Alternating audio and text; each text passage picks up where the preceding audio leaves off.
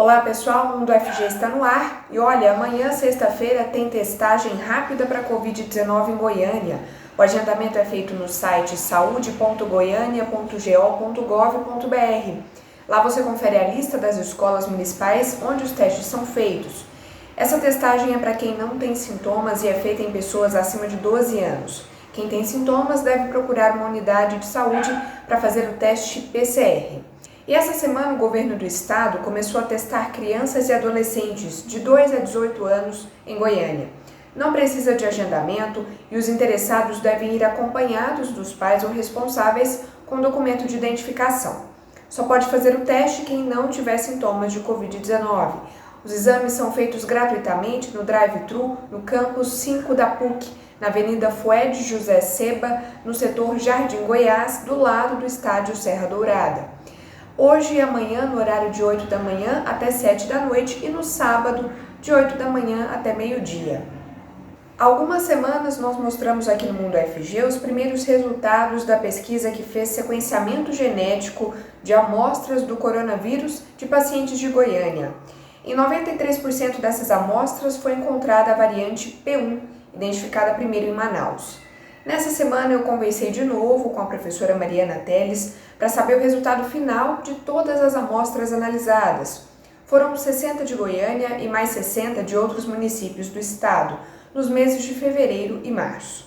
Em Goiânia, a gente tem uma frequência muito alta da variante P1, que é uma variante extremamente preocupante do ponto de vista epidemiológico. Então, das 60 amostras analisadas, 57 foram da P1. Então, realmente, isso nos preocupa bastante, e por isso as secretarias estão tomando as providências cabíveis de rastreamento de contato. E em Goiânia, então, a gente, além da P1, a gente encontrou também amostras da B117, que é a variante do Reino Unido, que também é uma variante preocupante do ponto de vista epidemiológico. Com relação, então, às amostras do estado, dos outros municípios, do estado de Goiás, a gente também encontrou uma frequência alta da P1. Das 60 amostras analisadas, a gente encontrou 43 P1. E aqui, considerando o estado todo, a gente viu mais variantes, ocorrendo com a frequência mais baixa, mas também a do Reino Unido apareceu em 3 amostras diferentes. Então, de fato, a gente precisa acender o sinal aí de preocupação epidemiológica, porque, na verdade, trata-se de uma amostragem relativamente pequena, mas que já traz uma quantidade grande dessas variantes que são preocupantes do ponto de vista epidemiológico. O vírus se adapta, muda algumas partes para conseguir quebrar barreiras e infectar o maior número de pessoas possível. Por isso, o aumento da variante P1 pode indicar que ela vem se tornando predominante e talvez substituindo cepas anteriores. E existe sim a substituição, porque as linhagens que vão aumentando de frequência, elas vão substituindo em detrimento da diminuição da frequência das outras linhagens. E quanto mais a mutação for favorável para o vírus, aumentando a transmissão, piorando aí, e tendo consequências para nós hospedeiros ruins, agravando a doença, mas especialmente essa questão do aumento da transmissibilidade, a gente vai encontrar, então, novas variantes. Então, a gente já viu que tem, considerando o mundo inteiro, a ocorrência de outras variantes que são preocupantes do ponto de vista epidemiológico, que vão aparecer aqui, ou por migração, ou a variante vai chegar vindo com alguém, com um vetor que vai trazer, com o hospedeiro, nós humanos, que migramos muito no globo todo, ou vai surgir uma variante aqui que é parecida em termos de características biológicas da variante que apareceu a primeira vez em outro local do mundo. Então, isso é evolução em tempo real mesmo, porque o vírus ele tem um ciclo de vida muito rápido. Então, como a gente está dando a oportunidade para o vírus ficar e se reproduzir por tanto tempo e em tantas pessoas, a gente está dando essa oportunidade de evolução diária aí, enquanto durar a pandemia, enquanto ela ficar não controlada como ela está atualmente. Esse monitoramento de amostras é essencial para entender o vírus que circula em cada região. Na terça-feira, por exemplo, a USP confirmou que pela primeira vez foi encontrada aqui no Brasil, em Sorocaba, São Paulo, outra variante que preocupa os especialistas e que foi identificada primeiro na África do Sul. A verba do projeto de pesquisa da UFG que fez a análise aqui em Goiás acabou porque o previsto era analisar mesmo 120 amostras. Mas as análises podem continuar. Mas já existe uma negociação aí e uma disponibilidade da nossa equipe em continuar fazendo tudo que for preciso e que for demandado, tanto do Estado quanto do município de Goiânia. E as secretarias estão articulando no sentido de tentar fazer uma captação de recursos para deixar destinado para a continuidade do projeto. O Mundo UFG vai para um intervalo e já volta.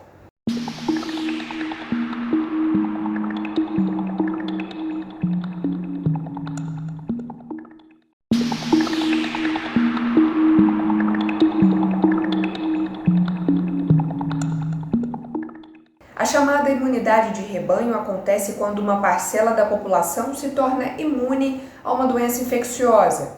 Isso pode ser por consequência de muitas pessoas terem desenvolvido anticorpos depois de contraírem a doença ou pela estratégia de vacinar grande parte da população. Nas duas formas, a ideia é que muitas pessoas se tornem imunes para diminuir a propagação da doença. No caso da Covid, essa primeira opção de muitas pessoas pegarem a doença não funciona. A primeira dificuldade da gente compreender a possibilidade dessa imunidade de rebanho frente à infecção pelo SARS-CoV-2 é porque ainda não está totalmente esclarecido se essa infecção leva a uma imunidade que seja duradoura, né, que é um dos princípios para que a gente caminhe para essa imunidade de rebanho. Então, se eu não tenho a definição de que os anticorpos que o indivíduo infectado pelo SARS-CoV-2, eles vão ter uma proteção duradoura ao longo do tempo, né? E ainda, diante da ocorrência das novas variantes, né? E a discussão sobre essa proteção cruzada entre esses anticorpos, a gente precisa conhecer melhor essa resposta imune para poder realmente identificar se a gente consegue chegar nessa imunidade de rebanho, né? Para a infecção pelo SARS-CoV-2, como eu disse no começo, a gente pensar em imunidade de rebanho, focando em infecções, né, assim, é inviável, né? A gente conhece a gravidade da infecção, percentual de casos de óbitos, então as estratégias, elas têm que ser anteriores.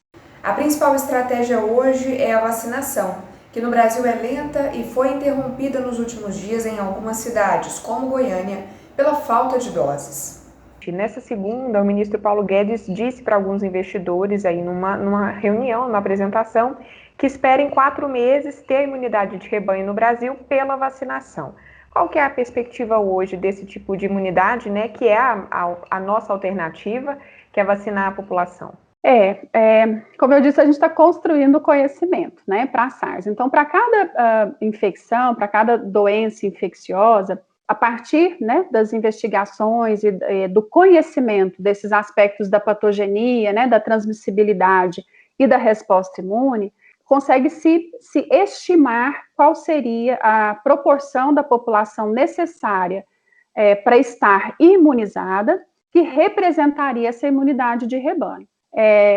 E como a gente está vivendo a pandemia, a gente está aos poucos aprendendo e tendo essas informações. Então, as estimativas, a partir dos dados, né, que estão disponíveis, elas têm colocado perspectivas de que seria necessário que 60% a 80% da população estivessem imunizados para representar de forma significativa uma imunidade de rebanho realmente protetora, né, para aqueles indivíduos que fossem suscetíveis.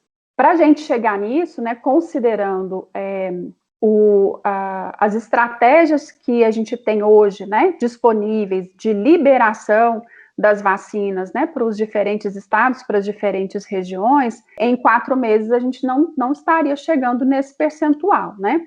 O Brasil já registrou a presença das 3 novas variantes do vírus consideradas mais preocupantes. A que foi registrada primeiro aqui no país, em Manaus, a identificada pela primeira vez na África do Sul e a que teve o primeiro registro no Reino Unido.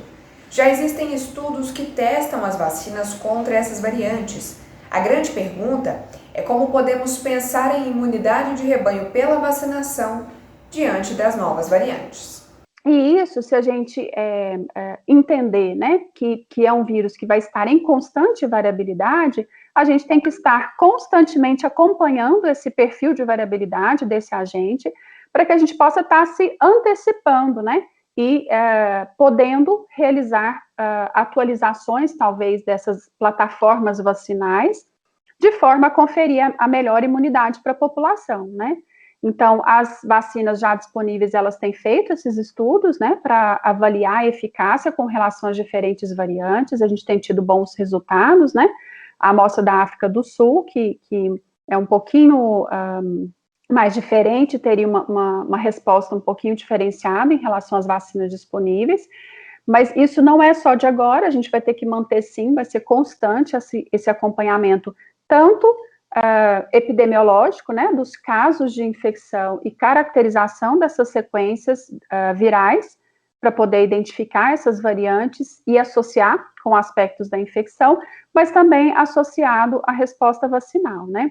Se a gente for fazer uma comparação prática, né, a gente tem anualmente, né, novas plataformas vacinais do vírus influenza. Então, a gente tem as campanhas anuais de vacinação para o vírus influenza, que já é um vírus reconhecidamente também de alta variabilidade, então existem laboratórios epidemiológicos, né, responsáveis pelo acompanhamento da evolução genética dessas cepas do vírus influenza. Então, se faz um levantamento, uma coleta de amostras, identifica aquelas amostras que apresentaram um perfil, né, de maior transmissibilidade ou de maior gravidade na infecção, e as vacinas são reformuladas anualmente, direcionadas para aquelas variantes associadas com maior gravidade ou maior transmissibilidade. Natane da Costa é a pessoa mais jovem a conquistar o título de doutora na UFG. Antes de entrar na universidade, a professora do EF Goiano estudou em escola pública do município de Palmelo. Vamos saber mais sobre a história dela. Na educação infantil, eu estudei na escola municipal e no ensino fundamental e médio, eu estudei na escola estadual lá de Palmelo. E aí você entrou na universidade com 15 anos, não foi? Como é que foi esse processo? Porque é abaixo da idade, assim, mais convencional, né, de entrar na universidade. Isso. Eu sempre fui 1 ano mais nova que os meus colegas de sala, porque eu comecei a estudar com 5 anos no antigo pré-escolar, que hoje seria o equivalente ao 1º ano. Só porque hoje, para a criança começar a estudar, ela começa lá no Jardim 1 com 4 anos completos. Então, quando a criança está no 1º ano, ela já está com 6. Então, eu sempre fui 1 ano mais nova que os colegas de sala. E quando eu estava no final do ensino médio, no 2º ano, eu pensei, vou prestar o vestibular para poder treinar, né? Ver como é que é essa prova, ter uma noção. E eu escolhi fazer o vestibular do curso de rede de computadores na UEG, que era a cidade do lado, lá em Pires do Rio, porque era o único curso de exatas que tinha lá na unidade. E eu pensei, poxa, eu não vou fazer uma prova de vestibular da área de humanas, sendo que eu quero seguir alguma coisa de exatas. Eu não tinha ideia do que eu queria fazer de graduação ainda, só fui pela área de exatas. E acontece que o treino deu certo, eu passei na prova. E aí toda a minha família, meu pai ficou empolgado, falou, não, vamos tentar ver se dá certo de você fazer esse curso. Porque era um curso tecnológico, então era um curso de 3 anos apenas. Eu falei, então vamos. Entramos em contato com um advogado, conseguimos uma liminar, e aí no ano seguinte eu fazia o 3º ano na parte da manhã, lá na escola estadual da minha cidade, e à noite eu já ia para a faculdade, que era na cidade vizinha, Pires do Rio, 15 minutos, tinha um ônibus da prefeitura que levava a gente, e assim segui a graduação. Quando terminou a graduação, Natane fez processo seletivo para mestrado em Ciência da Computação na UFG e ficou na lista de espera. Enquanto isso, ela fez processo seletivo também para ser professora no IF Goiano de Urutaí. E quando tinha 2 semanas que eu estava lá lecionando, saiu a resposta de que teve uma segunda chamada para entrar no mestrado. Falei, então vamos lá, né? E aí, então eu fiquei o primeiro semestre tanto dando aula lá no Instituto Federal, quanto pegando as disciplinas aí do início do mestrado. E sendo professora, então, estudando e sendo professora ao mesmo tempo, e depois do mestrado você já emendou o doutorado direto também? Exato, exato. Quando eu fui professora, foi só um semestre, o meu contrato como substituta, então um semestre eu fiquei nessa de dar aula e assistir disciplinas do mestrado, mas depois já pude me dedicar integralmente ao mestrado. E assim que eu finalizei o mestrado, no final de 2016, eu já fiz o processo seletivo para o doutorado, que na época o INFE disponibilizava o doutorado em parceria com a UFMS, e aí eu comecei, logo em seguida, no ano seguinte, a cursar as disciplinas, dar continuidade à pesquisa. A pesquisa da Natânia é sobre mineração de dados. Ela conta que lá no início sabia que queria ser professora universitária, mas não planejava se tornar doutora tão jovem. E nessa trajetória tiveram alguns desafios.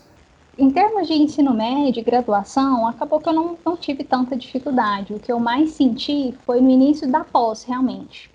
No início, foi difícil alcançar um nível básico que o professor esperava da turma para poder dar continuidade no conteúdo. E eu não tinha muito esse nível básico. Considerando que eu fiz um curso tecnológico, teve muito assunto que é visto em cursos mais abrangentes, como sistemas de informação ou ciência da computação, engenharia da computação, que eu não tinha esse conteúdo. Então, eu não sabia e eu tive que ir atrás disso. E além dessa questão de ter muito conteúdo da área mesmo, que me faltava, que eu não tinha conhecimento, a questão do inglês também no início foi uma dificuldade, porque para fazer pesquisa a gente precisa estar acompanhando o que está acontecendo no mundo, o que o pesquisador está fazendo. E isso está em inglês. E quando eu comecei, o meu inglês era o inglês de ensino médio de escola pública. Então, aos poucos, a gente vai estudando, pesquisando alguma coisa. Até na parte de se divertir um pouco, de assistir série ou qualquer coisa do tipo, vamos colocar em inglês, vamos deixar uma legenda lá para ver se melhora. E aos poucos eu fui evoluindo e conseguindo acompanhar. Então, existem sim essas dificuldades, mas eu acho que a partir do momento que a gente tem uma força de vontade, a gente tem acesso à informação, que é algo muito importante, a gente consegue ir vencendo esses obstáculos. Rápido intervalo, passa voando e a gente já volta.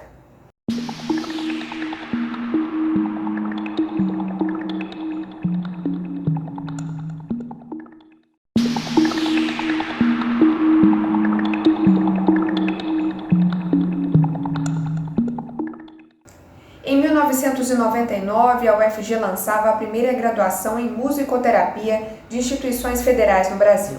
Agora, mais de 20 anos depois, a clínica de musicoterapia criada pelo curso ajuda profissionais de saúde da linha de frente da Covid-19. Música é terapêutica. A frase parece até poética, mas é fato comprovado pela ciência e colocado em prática na clínica de musicoterapia da UFG. Nós fazemos atendimentos para pessoas de toda a faixa etária. Inclui desde criança até o atendimento de idosos, passa adolescente, jovem idoso. Apesar de ser aberta a todas as áreas, a maior procura são pacientes mais neurológicos e pacientes psiquiátricos, no caso com depressão, ansiedade, transtornos do humor de uma maneira geral e muito assim a parte de reabilitação de pessoas com sequelas neurológicas. A gente tem contato com vários casos clínicos, então isso possibilita com que a gente expanda, né, o nosso conhecimento e a gente tenha essa experiência para ir até mesmo conhecendo o que a gente gosta de trabalhar, o que a gente prefere, dá uma base muito boa para a formação. Desde o início da pandemia, as atividades presenciais pararam, mas voltaram graças à internet. Hoje, a clínica atende online também profissionais da saúde que trabalham na linha de frente contra a Covid. Atendimentos gratuitos feitos por professores, alunos e quem já se formou no curso de musicoterapia. Perguntamos dados sobre a história musical desse participante. E através dessas informações de todos os participantes, nós selecionamos as canções, as músicas no geral, e inclusive os sons que a gente for trabalhar nesses encontros. Podemos perceber várias questões, né, de estresse, de burnout, de cansaço, fadiga, ansiedade. Então a gente percebe exatamente esse desgaste físico, emocional, psíquico. Então realmente é uma situação, né, de muito desgaste em todos os níveis. E a gente pode ver isso até mesmo nas canções que eles trazem, nas questões que eles respondem. Qualquer estímulo musical ativa várias áreas cerebrais ao mesmo tempo. Numa sessão de musicoterapia, regiões da memória e das emoções, por exemplo, são alcançadas, o que ajuda os profissionais da saúde. Porque nós sabemos que a maioria desses profissionais já teve Covid, nós sabemos que a Covid afeta a cognição, então a música ela vai ativar áreas da memória, da linguagem, áreas relacionadas à cognição, vai ativar áreas emocionais que estão ali, os circuitos emocionais, para expressar os sentimentos que muitas vezes não conseguem, estão estancados, que não conseguem expressar por palavras. Então, usa a linguagem não verbal, no caso, a linguagem musical, para alcançar objetivos não musicais. Não musicais no sentido de melhorar o humor, melhorar a ansiedade. Uma pesquisa da UFG revelou que grande parte dos profissionais de saúde não tem conhecimento sobre o processo de doação e transplante de órgãos. O levantamento foi feito em Tumbiara, com participação de 250 profissionais e trabalhadores da saúde entre julho de 2018 e janeiro de 2019. A enfermeira e pesquisadora Anayan Calisto coletou dados em um hospital municipal e um privado. O estudo também revelou que poucos profissionais demonstraram intenção de doar órgãos. Para a pesquisadora, é necessária a conscientização e a implementação de programas educacionais voltados para o tema. Atualmente, a doação e transplante de órgãos não fazem parte do currículo nas faculdades. O processo de doação de órgãos é dividido em algumas etapas.